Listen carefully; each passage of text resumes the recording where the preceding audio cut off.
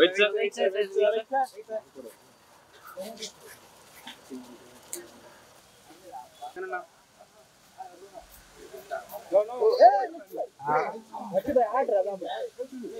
Jagananna phone. Uncle கையா இருக்கு, uncle கையா இருக்கு.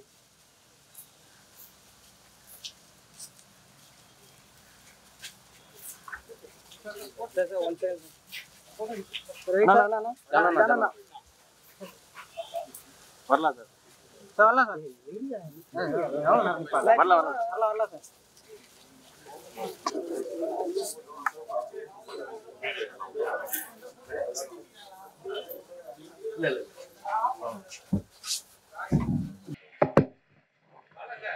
இருங்க ஒரு क्वेश्चन கேட்டிருக்கோம் சார். எப்படி அப்படியே இருக்கீங்க அப்படின்னு சொல்லி ஒரு கேள்வி சார்.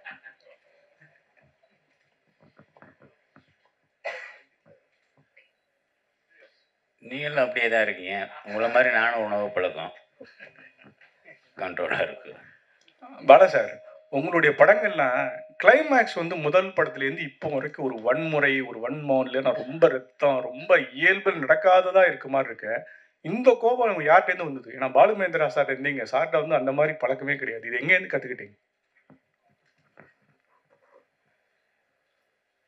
இது கற்றுக்கிட்டு வர்றதில்ல, அது தவறான பதிலாக கூட இருக்கலாம். அது ரத்தத்தில் இருக்குது சார். இந்த படத்துடைய ஓப்பனிங் ஆச்சு, ஹீரோ இன்ட்ரடக்ஷன் பண்ணும்போது ஒரு கையில் விநாயகர், ஒரு கையில் பெரியார் இருப்பார். அதை பற்றி சொல்லுங்கள் சார். அது அந்த படத்தோட கிளைமேக்ஸ்க்கான ஒரு குறியீடு தான். கிளைமேக்ஸில் தங்கை இறந்ததுக்கப்புறம் படைத்தவனும் இங்கே கைவிரித்தானேன்னு முடியும். ஸோ ஆரம்பத்தில் என்ன, அதுக்கு இதுக்கும் லிங்க் பண்ணுறதுக்காக ஒரு சின்ன குறியீட்டுக்காக அது வச்சுருந்தது. பாலாண்ணா, பொதுவாக வந்து நம்ம தமிழ் சினிமாக்களில் வந்து கன்னியாகுமரி மாவட்டத்தில் போயிட்டு ஏதாவது ஒரு சாங்காவது எடுத்துகிட்டு வந்துடுவாங்க. ஆனால் ரொம்ப நாள் ஆச்சு இப்போது அந்த பக்கம் போய். ஆனால் நீங்கள் முழு படமும் கன்னியாகுமரி மாவட்டத்தில், அதுவும் கன்னியாகுமரியை சுற்றி அந்த களம் எப்படி அந்த தேர்ந்தெடுத்தீங்க? அதுக்கு ஏதாவது ஸ்பெசிஃபிக் ரீசன் ஏதாவது இருக்கா? இல்லை, இது வரைக்கும் கன்னியாகுமரின்னு சொல்லி முன்னாடி பழைய படம் ஒன்று வந்திருக்கு. அதுவும் மலையாள படம்னு நினைக்கிறேன். அதுக்கப்புறம் எதுவுமே எடுக்கப்படல. ஸோ மற்ற களங்கள்லாம் எடுத்துட்டாங்க. நிறைய திருநெல்வேலி, மதுரை, கோயம்புத்தூர் அது எல்லாமே எடுத்துட்டாங்க. சென்னைலாம் எல்லாமே முடிஞ்சிருச்சு. அது ஒன்று மாத்திரம் பாக்கி இருக்கே, அந்த அந்த கதைக்களத்தை எடுத்துக்கிறோமேன்ற ஒரு விருப்பம் தான். ஓகே. அண்ட் சுரேஷ் காமாட்சி பிரதருக்கு ஒரு கேள்வி. பிரதர், இது வந்து ஒரு ஆத்தென்டிக்கான இது விஷயம் கிடையாது. பட் இருந்தாலும் ஒரு நடிகராக வந்து எல்லோரும் சிம்பு அப்ரோச் பண்ண பயப்படுவாங்க, ஒரு டைரக்டராக வந்து பாலானாவை அப்ரோச் பண்ண பயப்படுவாங்க. ஆனால் நீங்கள் இந்த 2 பேரையுமே வந்து கரெக்டாக ஹேண்டில் பண்ணி ஒரு பேக் டு பேக் ஹிட் கொடுத்துருக்கீங்க. இல்லை, எப்படி? நிறைய பேருக்கு கேட்ட கேள்வி நிறைய இடத்துல நான் பதில் சொல்லிட்டேன். இப்போ நீங்கள் உங்களுக்கும் சொல்கிறேன். அப்படிலாம் கிடையாது. நம்ம சரியாக இருந்தால் மற்றவங்க சரியாக இருக்கும். அதான் நான் முதலே சொல்லிட்டேன். அதான், அதாவது ரிலேஷன்ஷிப்ன்றது கண்ணாடி மாதிரி தான். நம்ம சரியாக இருந்தால் மற்றவங்க சரியாக இருப்பாங்க. இப்போ நீங்கள் நம்ம எங்கேயாவது ஒரு இடத்துல தப்பு பண்ணுறோம் போது அதை வந்து அவங்க அட்வான்டேஜ் எடுக்கிறதுக்கு வாய்ப்பு இருக்கும். ஸோ நம்ம சரியாக இருந்தால் எல்லாம் சரியாக இருக்கும். நம்ம அடுத்தவங்களை குறை சொல்கிறத விட நம்ம சரியாக இருக்கணும், அவ்வளோதான். இவங்களை ஹேண்டில் பண்ண முடியும், அவங்கள ஹேண்டில் பண்ண முடியும் அப்படிலாம் கிடையாது. ஹேண்டில் பண்ண முடியாதவங்க ஹேண்டில் பண்ண முடியும்னு நினைக்கிறவங்க கிட்ட வந்து படைப்பு திறன் இருக்காது, அவ்வளோ ஒரு இது இருக்காது. ஸோ அப்படியும் நம்ம பார்க்க வேண்டியது இருக்குல்ல. இப்போ நீங்கள் எல்லோரும் நம்ம ஹேண்டில் பண்ண முடியாத ஆட்களை நம்ம சூஸ் பண்ணுறோம்னு வச்சுங்களேன், அவங்களோட திறமை இருக்காது. ஸோ அப்படியும் பார்க்க வேண்டியது இருக்குல்ல. ஸோ அதனால் அதெல்லாம் ஒரு இது கிடையாது, நம்ம நடந்துக்கிறதுல தான் இருக்குது. அருணஜி பிரதர், உங்களுக்கு ஒரு கேள்வி. இப்போ அவருக்கு நான் நன்றி சொல்லிக்கிறேன். என்னை பற்றி இவ்வளோ பாசிட்டிவாக சொன்ன ப்ரொடியூசர், அவருக்கு மிக்க மிக்க நன்றி. நீங்கள் இப்போ ரீசெண்ட் டைம்ஸில் வந்து நிறைய அவங்க கெட்டப் சேஞ்ச் பண்ணிட்டீங்க. ஆனால் இந்த படத்தில் நீங்கள் ஃபிலிம் இண்டஸ்ட்ரியில் இன்ட்ரடியூஸ் ஆகும்போது இருந்த ஒரு அந்த கர்ல் ஹேர், தாடி வச்சு ஒரு அதான் ஆரம்பத்துக்கே போய் மறுபடியும் புதுசாக ஆரம்பிக்கிற மாதிரியான ஒரு ஃபீல் எனக்கு பர்சனலாக நான் ஃபீல் பண்ணேன். ஏன்னா பாலானாவோட படத்துக்குள்ளே வரும்பொழுது திருப்பி வேற ஒரு வெர்ஷனில் வரணும், ஒவ்வொரு நடிகர்களும் வர்றாங்க. அந்த மாதிரி நீங்கள் ஏதாவது ஃபீல் பண்ணீங்களா? அவங்க கெட்டப் எப்படி, ஏன் அந்த மாதிரி பழைய இதுக்கு போனீங்க அப்படின்றது? இல்லை, பாலா சார் ஒரு விஷயம் மைண்டில் வச்சுருந்தாங்க, இந்த கதாபாத்திரம் இப்படி இருக்கணும், இப்படி பண்ணணும் அப்படின்ட்டு. ஸோ அதுதான், அது பாலா சாரோட விஷன் தான். ஸோ அதுக்கு தகுந்தாப்பில் தான் நம்ம பண்ணோம். எனக்குமே வந்து டோட்டலாக நான் இது வரைக்கும் பண்ண படங்கள்ல அப்படியே மாறுபட்டு பண்ணது தான் இன்னைக்கு இந்த பெயர் கிடைச்சிருக்கு அப்படின்னு நான் நினைக்கிறேன். ஸோ அதுக்கு பாலா சாருக்கு தான் நன்றி. வாழ்த்துக்கள்.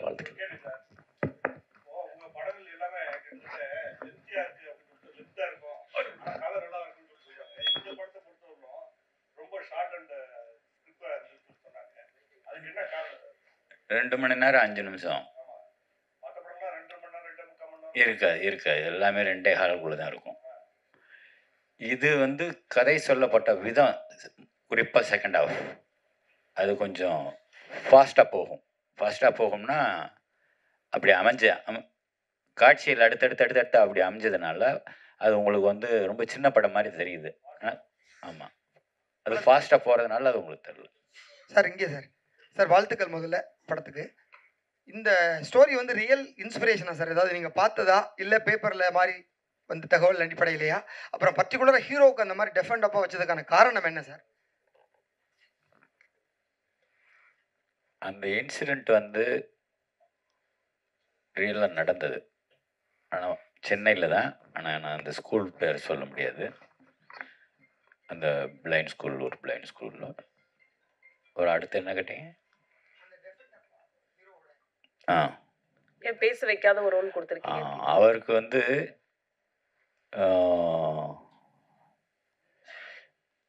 பேசியே தான் வசனத்தில் சொல்லியே தான் புரிய வைக்கணுன்ற ஒரு ஒரு ஒரு இந்த காலத்தில் பேசாமலையும் புரிய வைக்கலாம் அப்படின்னு எடுத்துக்கிட்ட ஒரு ஒரு ஒரு முயற்சி. பல சார்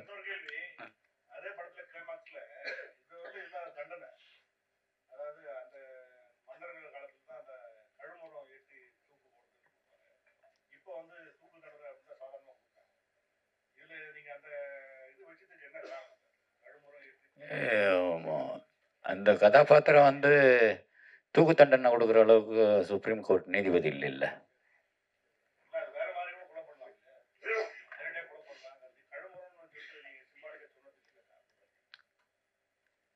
அது அந்த காலத்தில் நடந்துருக்கு இல்லையா?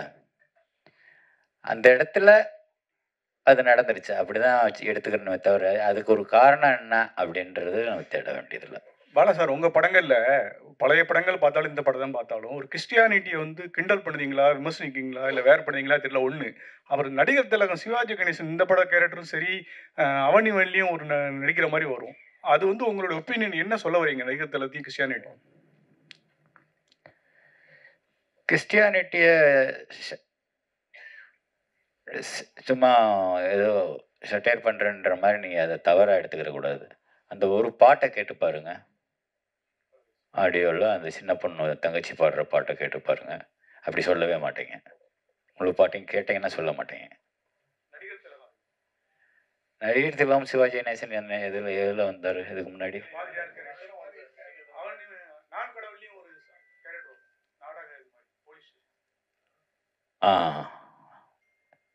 இல்லை, ஒருவேளை அவரை எனக்கு ரொம்ப பிடிக்கும்ன்றதுனால அவரை கொண்டு வரணும் என்னமோ தெரியல. டைரக்டர் சார் கடுமையான தண்டனைகள் வேணும், இங்கே தான் கடுமையான தண்டனைகள் வேணும் அப்படின்னு நினைக்கிறீங்களா? ஏன்னா அரபு கண்ட்ரியில் இந்த மாதிரி தண்டனை இருக்குது, அது மாதிரி இந்த படத்தில் சொல்லியிருக்கீங்களே. இதை விட கடுமையான தண்டனை கொடுக்கணும் அப்படிங்கிறது தான் என்னோட ஆசை.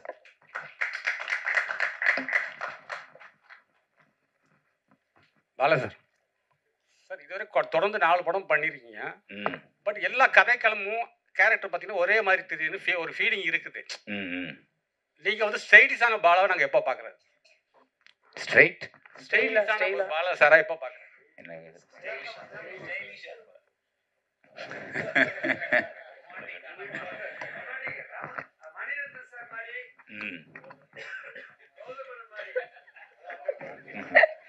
ஆமாம், அப்படி ஒரு படம் எடுக்கலாமே. ஒரு கதை இருந்தால் கொடுங்க, எடுப்போம். பாலாண்ணா, இல்லை இல்லை இல்லை, இதில் தான் முழுமையாக இருக்கேன், ரெடி ஆகிட்டு இருக்கு. பாலாண்ணா ஆக்சுவலாக அந்த பாலாண்ணா இங்கே படத்தில் ஃபுல்லாக இவர் அருண் விஜய் பேசும்பொழுது அவங்க சிஸ்டர் தான் அவங்க டிரான்ஸ்லேட்டர் மாதிரி எல்லா விஷயங்களும் பேசிகிட்டு இருப்பாங்க, எல்லாத்துக்கும் மற்றவங்களுக்கு புரிய வைக்கும் பொழுது.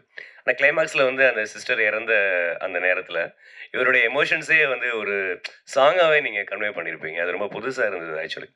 அந்த மாற்றுத்திறனாளிகளுக்கு ஒரு மாண்டேஜி தான் சாங் பண்ணியிருப்பாங்க. பட் அவங்களுடைய உணர்வுகள், அவங்க பேசுகிறத சாங்காகவே நீங்கள் கன்வே பண்ணியிருப்பீங்க. அது ரொம்ப நல்லா இருந்தது.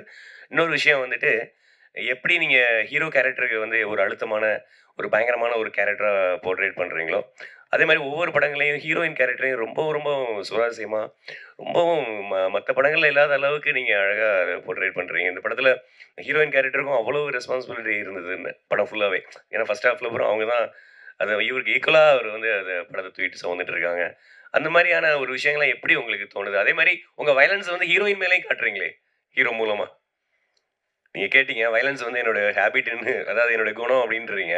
நம்ம அதாவது வில்லன்களை பழி வாங்கும் பொழுது, ஆனால் வந்து ஹீரோயின் மேலேயும் வந்து எல்லா படங்களையும் ஹீரோக்கள் வந்து வயலன்ஸ் காமிச்சிட்டு தான் இருக்காங்க. இந்த படத்துலையும் அது கோர்ட்டில் அந்த பொண்ணு வந்து அந்த ஹீரோவோட அந்த இயலாமைய, அது பேச காது கேட்க தெரியாத இயலாமைய கிண்டல் அடிக்கிறா. பொதுவாக கிண்டல் வந்து சும்மா அவங்களுக்கெல்லாம் அப்படின்னு மூக்கு தொட்டாலே கோவம் வரும். நம்ம மூக்கு நம்ம தொட்டாலே கோவம் வரும், ஏதோ சொல்கிறோம் அப்படின்னு சொல்லிட்டு.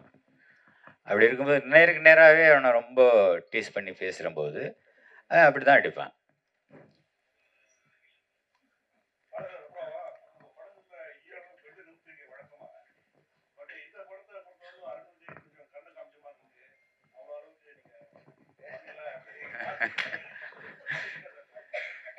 இல்லை இல்லை, அது தனிப்பட்ட கருணையெல்லாம் ஒன்றும் கிடையாது. மற்ற ஹீரோஸ்க்கு கொஞ்சம் விட கொஞ்சம் ஸ்ட்ராங் பர்சனாலிட்டி இல்லையா அருண். ஸோ அதனால் என்னால் ஈஸியாக வேலை வாங்க முடிஞ்சது. அதனால் அது உங்களுக்கு கம்மியாக இருக்கிற மாதிரி தெரியுது. இன்னும் நிஜமாக எடுத்தோம்னா அது இன்னும் ஓவர் வயலன்ஸ் ஆகிடும். ஏன்னா இன்னும் பேலன்ஸ் இருக்குல்ல, இன்ட்ரோல் பிளாக் இருக்குது, கிளைமேக்ஸ் இருக்குது. அதுக்கு முன்னாடியே மற்ற அடியெல்லாம் போட்டோம்னா அது கிடைக்காது நமக்கு. பாலா சார், தமிழ் சினிமாவில் 1000 கோடிங்கிறது வந்து ஒரு பெரிய விஷயமா இருக்கு. ஹிந்தி வந்துட்டு, தெலுங்கு வந்துட்டு, மற்ற லாங்குவேஜ் வந்துட்டு, ஒரு முக்கியமான இயக்குனராக ஏன் தமிழ் சினிமா அந்த 1000 கோடி வந்து வரமாட்டுக்கு என்ன காரணம்னு நினைக்கிறீங்க? இந்த வியாபார நுணுக்கத்துல எல்லாம் எனக்கு அவ்வளோ ஞானம் இல்லை.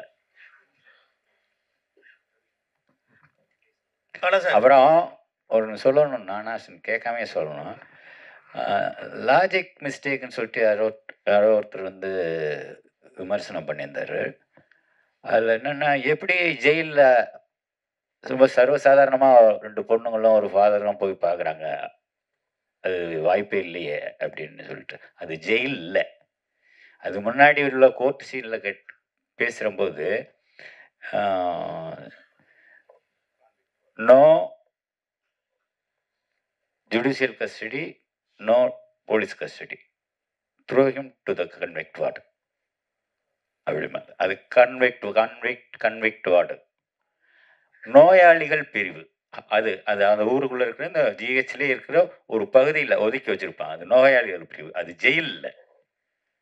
நிறைய பேர் அது அந்த ஜட்ஜு சொன்ன வார்த்தையை கேட்ச் பண்ணாதனால இங்கே இது லாஜிக் மிஸ்டேக்னு சொல்லிட்டாங்க. அதை நான் கொஞ்சம் கிளியர் பண்ணிக்கிறேன். பாலா சார், சார்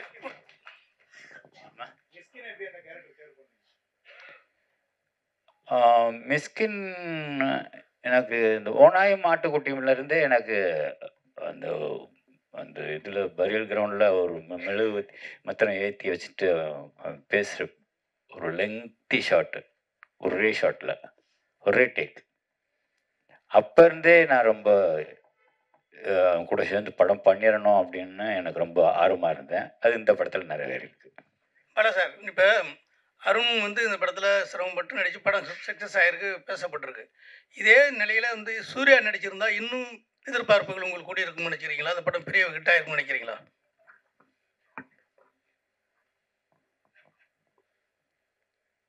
இப்போ இந்த படம் ஹிட் ஆயிருக்குல்ல, இன்னார் நடிச்சிருந்தா அமிதாப் பச்சன் நடிச்சிருந்தா, ஷாருக் கான் நடிச்சிருந்தா அப்படி அது எதுக்கு பேக்கில் போகணும்? ஒன்ஸ் முடிஞ்சு போச்சு, ரிலீஸ் ஆகிடுச்சு, ஹிட் பண்ணி கொடுத்துட்டீங்க, அப்புறம் திரும்ப நம்ம ஏன் பேக்கில் போய் திரும்பி பார்க்கணும்? சரி, அப்புறம் இன்னொரு சார், இப்போ இந்த பாலடைஞ்ச கிணத்துலேருந்து நிறைய புல்லுகள் மேலே வரும், அதில் ஒரு பலகை வரும், அந்த பலகத்தில் நான் இருக்கும் இடத்து செல்வம் கொளிக்கும் அப்படின்னு ஒரு காமெண்ட் பண்ணுற மாதிரி பண்ணியிருப்பீங்க. அதேமாரி பெரியார் சிலையை சோத்து கையில் தூக்கிட்டு வருவார், பிள்ளையார் சிலையை பிச்சை கையில் தூக்கிட்டு வருவார். அப்போ இதில் ஏதாவது உங்களுக்கு எப்போதுமே கொஞ்சம் நாத்திகரத்தில் உடன்பாடு உள்ளவங்க, இந்த மனநிலையை எப்படி பண்ணியிருந்தீங்க, என்ன காரணம்?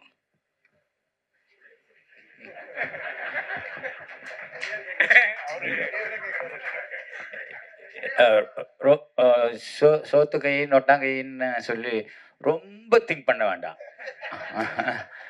ஏதோ ஒரு கை, ரெண்டும் கை தானே, ஏதோ ஒரு கை, 2 இடுப்பு, அவ்வளோதான். அதில் தூக்கிட்டு வர்றது. சார் அடுத்த படம் இந்த படம் ஹீரோ யாரு? அது மாதிரி இந்த குற்ற பரம்பரை நீங்க முந்தையே எடுக்கணும்னு பேசிட்டு இருந்தீங்க, அதுக்கான இல்லை, அது குற்ற பரம்பரைன்றது நான் முன்னாடியே சொல்லிட்டேன். அந்த மீட்டுக்கு நீங்களும் வந்திருந்தீங்க. குற்ற பரம்பரை இல்லை, எழுதப்பட்ட கதைன்னு நான் சொல்லிட்டேன். இவ திரும்ப அந்த குற்ற பரம்பரையை பற்றி இப்போ பேசி பிரயோஜனம் இல்லை, அதை எடுக்க போகிறதும் இல்லை. அடுத்த படம் சார், அடுத்த படம் என்ன படம், யார் ஹீரோ? இன்னும் எதுவும் முடிவாகலை.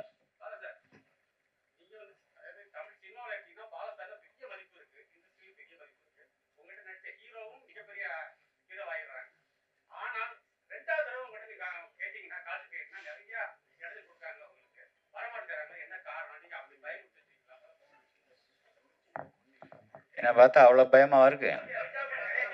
இல்லை, பொதுவாகவே எல்லாரும் கேட்குற கேள்வி, கோக்காரரு பட்டுன்னு பேசிடுவார், அது இதுன்னு. அப்படி ஏதாவது நடந்திருக்கா அப்படின்னு சொல்லி சுரேஷ் காமாட்சிட்ட கேளுங்க, இல்லை அருண் விஜய்கிட்ட கேளுங்க, இல்லை படத்தில் நடிச்ச யார்கிட்ட வேணாலும் கேளுங்க. என்னைக்காவது ஒரு நாள் முகம் சுண்டிருக்கணும் நான் கூட கேட்டு பாருங்க, அது அவங்களே சொல்லட்டும் பதில்.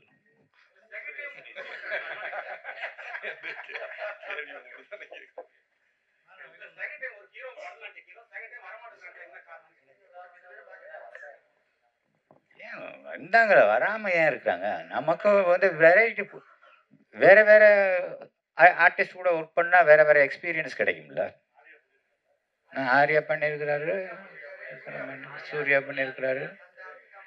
நீங்கள் எங்கேயோ அங்கே போனால் இப்போ ரொம்ப வருஷத்துக்கு பின்னாடி இருக்கீங்களே.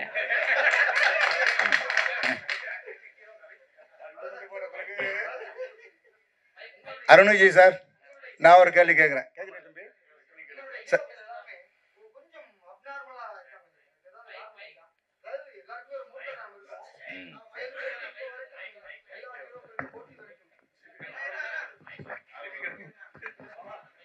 பாலா சார், உங்களுடைய எல்லா படங்களையுமே கேரக்டர் பேசப்பட்டிருக்கு. பர்டிகுலர் இந்த ஹீரோக்கு வந்து ஒரு ஸ்பெஷல் பவர் மாதிரி, அதாவது ஒரு மூர்க்கத்தனத்தோடு இருக்காங்களே, அதுக்கான காரணம் என்ன? இல்லை சமூகத்தினுடைய இது மாதிரி இருக்கிற ஆட்களை நம்ம கொண்டு வரணும்? அதர்வா நடித்த பரதேசியில் வந்து ரொம்ப அப்பாவே தானே வர்றான். எல்லா கேரக்டரும் அப்படி இருக்கிறது இல்லையே. அதில் கூட பார்த்தீங்கன்னா ஒரு அகோரி மாதிரி அதர்வா நடிச்சது நான் சொல்றேன் பரதேசி. நன்றி சார், நன்றி சார். பொங்கலுக்கு வெளிவந்த படத்துல விஷாலோட படமும் பயங்கரமா ஹிட் ஆயிருக்கு. ஸோ விஷாலுக்கு ஏதாவது மெசேஜ் சொல்றீங்களா? வாழ்த்துக்கள் சார். பாலா சார், உங்கள் படத்தில் கிட்டத்தட்ட நான் கடவுள் படத்துலையும் சரி, இந்த படத்துலையும் சரி, மாற்றுத்திறனாளிகளுக்கு கொஞ்சம் முக்கியத்துவம் அதிகம் கொடுத்துருக்கீங்க. அதுக்கு ஏதாவது காரணம் இருக்கா சார்? அவங்களோட உலகத்தை காமிக்கணும்ல. சும்மா பார்த்துட்டு கண்ணை மூடிக்கிட்டு ஐயோ என்ன அப்படி இருக்காங்க, ரொம்ப அழுகா இருக்காங்க அப்படின்னு நம்ம பார்த்துட்டு ஒதுங்கி போகக்கூடாது. அவங்களோட உலகத்தை காமிக்கணும். அவங்களுக்குள்ள தானே நம்ம வாழ்கிறாங்க, நமக்குள்ளே தானே அவங்களும் வாழ்கிறாங்க, நம்மளை நம்பி தானே அவங்களும் வாழ்கிறாங்க. ஸோ அது காமிக்க வேண்டியது நம்மளோட கடமை தானே. சார், விஷாலுக்கு உடம்பு சரியில்லை அப்படின்னு சொல்லி யூடியூப்லாம் ரொம்ப இது வரும்போது நிறைய பேர் வந்து உங்களை குற்றம் சாட்டினாங்க. நீங்கள் இந்த அவனிவனில் அந்த கண் இது பண்ணனால தான் இவ்வளோ பிரச்சனைக்கு காரணம், பாலா சார் தொடங்கி வச்சது தான் அவர் இந்த அளவுக்கு உடல்நிலை கெடுத்துருக்குன்னு. அதுக்கு என்ன பதில் சொல்லுவாங்க? இது நான் என்ன பதில் சொல்கிறது? டாக்டர் சர்டிஃபிகேட் வேணா வாங்கி கொடுக்கலாம். அது எப்படி கண்ணை யாரோ என்கிட்ட சொல்கிறாங்கப்பா, நான் பார்க்கல, கண்ணை வச்சு பிடிச்சி தச்சிட்டேன் அப்படின்னு.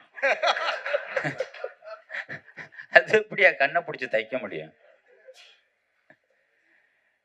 இதெல்லாம் வந்து அவங்களுக்கு தோன்றதை பேசுகிறாங்க, அதெல்லாம் நம்ம கண்டுக்க வேண்டியதில்லை.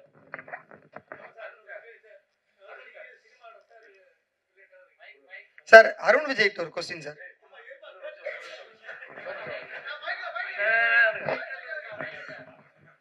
சார் இப்போ நீங்கள் சினிமாவில் ரொம்ப நாளாக இருக்கீங்க, முற்போக்கான சிந்தனையும் உள்ளவர். அதேமாரி சீமானும் சினிமாலாம் இருக்கார், அவரும் ஒரு முற்போக்கான சிந்தனையாளர். இப்போ சமீப காலமாக பெரியாரை பற்றி ஒரு அவதூறு கருத்து பரப்பிட்டு நிறைய இடத்துல ஒரு பரபரப்பாக கருத்துன்னு போயிட்டு இருக்கு. அதுக்கு உங்களுடைய கருத்து என்ன, அப்படின்னா என்ன நினைக்கிறீங்க அதை பற்றி? பேசுனது சரியா? அவர் என்ன சொன்னாருன்னே இப்போ வரைக்கும் எனக்கு தெரியாது. நேற்று நைட்டு கூட அவர்கிட்ட பேசினேன். பேசும்போது கூட அது என்னன்னே சொன்னீங்கன்னு நானும் கேட்கல. அவரும் அதை பற்றி எதுவுமே என்கிட்ட அப்படி அந்த அரசியல் பேச மாட்டார். என் கூட என்கிட்ட பேசும்போது தம்பிங்கிற உறவு மட்டும்தானே தவிர அரசியல் எனக்கும் அவருக்கும் எந்த விதமான தொடர்பு இல்லை. சார், நீங்கள் எல்லாருமே பாலுமகேந்திரா சாரோட சிஷ்யர்கள், எல்லாருமே நல்ல நிலைமையில் இருக்கீங்க. நீங்கள் சீமான் சார், ராம் சார், வெற்றிமாறன், சுகா குரூப், உங்கள் குருநாதர் பேரில் சென்னையில் ஒரு நினைவு சின்னம், ஒரு சிலை, ஒரு தெரு, ஒரு விருது எதுவுமே கிடையாது.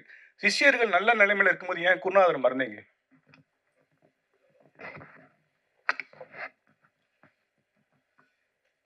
மறந்தீங்கன்னு எப்படி சொல்லலாம்? அவர் தான் நமக்குள்ளே இருக்கிறாரு, எங்களுக்குள்ள எல்லாருக்குள்ளே இருக்கிறாரு. ஆனால் அடுத்த தலைமுறைக்கு என்ன பண்ணணும்? அதாவது தெருவு பேர் வைக்கலாம், ஒரு சிலை வைக்கலாம்னு சொல்ல வர்றாரு. அது அரசாங்க முடிவெடுக்க வேண்டியது. நம்மளே ஒரு தெரு உருவாக்கி நம்மளே பேர் வச்சோம்னா விடுவாங்களா? அதனால முறைப்படி தான் செய்யணும். சார் அருண் விஜய்கிட்ட ஒரு கேள்வி. அருண்ஜி சார், ரொம்ப நாளாக நீங்கள் எதிர்பார்த்துட்டு இருந்த ஒரு விஷயம் பாலா சாரோட பண்ணணும் அப்படின்னு, அது அமைஞ்சது. என்ன விஷயத்த கற்றுக்கிட்டீங்க பாலா சார்ட்டேருந்து? இந்த அனுபவம் எப்படி இருந்தது? இல்லை, ஒரு மறக்க முடியாத அனுபவம். ஒவ்வொரு விஷயமும் எனக்கு வந்து இதில் அவ்வளோ விஷயங்கள் கற்றுக்கிட்டேன். ஒரு கதாபாத்திரத்தோட ஆழத்தை புரிஞ்சுக்கிறது எப்படி அப்படின்ற ஒரு விஷயம் பாலா சார்ட்டேருந்து அது ஒரு விஷயம் கற்றுக்கிட்டேன். அதான் எனக்குள்ளே இருக்கிறத இது என்னால் பண்ண முடியும் அப்படின்னு என் மேலே எனக்கு நம்பிக்கை கொடுத்தது Bala sir. So I think அதுக்கு நான் ரொம்ப நன்றிகள் பாலா சாருக்கு இந்த நேரத்தில். ஸோ எவ்ரிதிங் இன்னைக்கு எல்லாரும் அப்லாட் பண்ணுறாங்க, எல்லாருமே சொல்கிறாங்கன்னா அது பாலா சார் எனக்குள்ளே இருக்குது அப்படின்னு சொல்லிட்டு அதை வெளியில் கொண்டு வந்தார். So thank you so much Bala sir. உங்கள் கேள்விகளுக்கு நன்றி. பொங்கல் படமாக வந்த வணங்கான் படம் மிகப்பெரிய வெற்றியாக்கிய ஊடகத்தையும் கொண்டு போய் சேர்த்த மக்களுக்கும் படக்குழுவினர் சார்பில் நன்றி. மீண்டும் சந்திப்போம். ஒரு குரூப் ஃபோட்டோ. தேங்க்யூ, எல்லாருக்கும் நன்றி. தேங்க்யூ.